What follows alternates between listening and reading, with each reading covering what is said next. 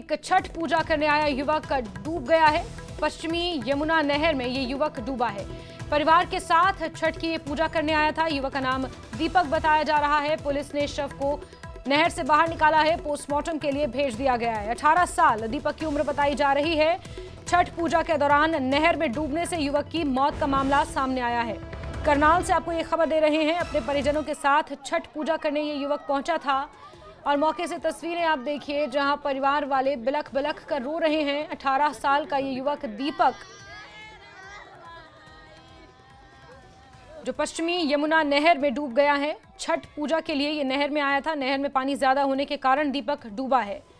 दीपक के शव को बरामद कर लिया गया है, पोस्टमार्टम के लिए भी भेज दिया गया है। परिवार में मातम छाया हुआ है। छठ पूजा के इस पावन पर्व पर इतना बड़ा हादसा इस परिवार के साथ हुआ है और परिवार वालों का रो रो कर बुरा हाल है।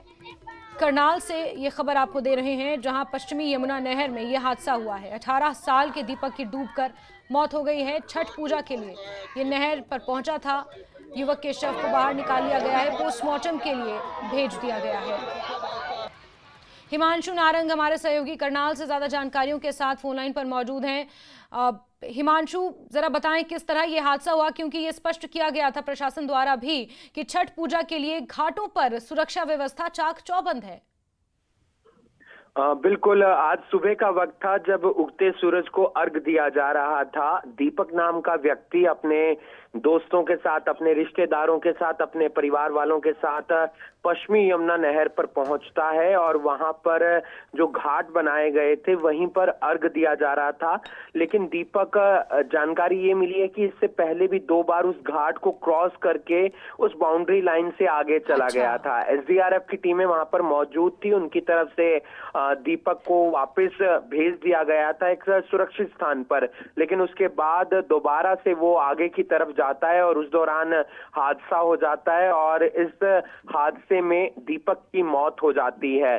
पहले ढूंढने का प्रयास किया जा रहा था परिजनों की तरफ से, जो वहां पर एसडीआरएफ की टीमें थी उनकी तरफ से, लेकिन बाद में फिर गोताखोर मौके पर पहुंचता है और गोताखोर की मदद से दीपक का शव बरामद होता है। ठीक है हिमांशु, क्या हम ये कह सकते हैं कि दीपक की खुद की लापरवाही की वजह से उसकी जान गई? क्योंकि जैसा आप कह रहे हैं कि उसे बार बार हिदायत दी जा रही थी कि एक जो लेवल बनाया गया था उसे क्रॉस ना करें, आगे ना जाएं।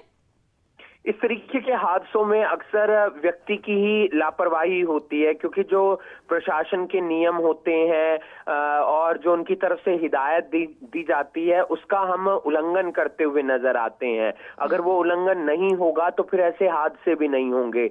बहुत कम लोग होते हैं जो इस तरीके का उल्लंघन करते हैं और वो फिर हादसे का शिकार हो जाते हैं। परिवार में मातम जरूर पसरा हुआ है, क्योंकि 18 साल का इकलौता बेटा था और जानकारी ये भी मिली है कि माता पिता यहाँ पर नहीं थे। वो अपनी बुआ, बहन और बाकी जो तमाम उसके यार दोस्त थे उनके साथ यहाँ पर छठ पर मनाने के लिए आया हुआ था। यहीं पर रहता है, कोठी में काम करता है और एक हादसा हुआ है। यानी कि पर्व का मौका था, खुशी का मौका था। बिल्कुल, ये त्योहार कहीं ना कहीं मातम में बदल गया है और परिवार वालों का रो रो कर बुरा हाल है, जो हम तस्वीरों में भी देख रहे हैं। हिमांशु, बहुत बहुत शुक्रिया हमारे साथ जुड़ने के लिए और जानकारियों के लिए। तो करनाल में ये हादसा पेश आया है। नहर में 18 साल के दीपक नामक युवक की डूबने से मौत हो गई है। शव हालांकि बरामद कर लिया गया है। बिहार का ये रहने वाला था, करनाल में काम करता था। 18 साल इसकी उम्र थी। अपने परिवार, इसके हालांकि माता पिता यहाँ नहीं रहते थे, लेकिन अपने कुछ परिजनों के साथ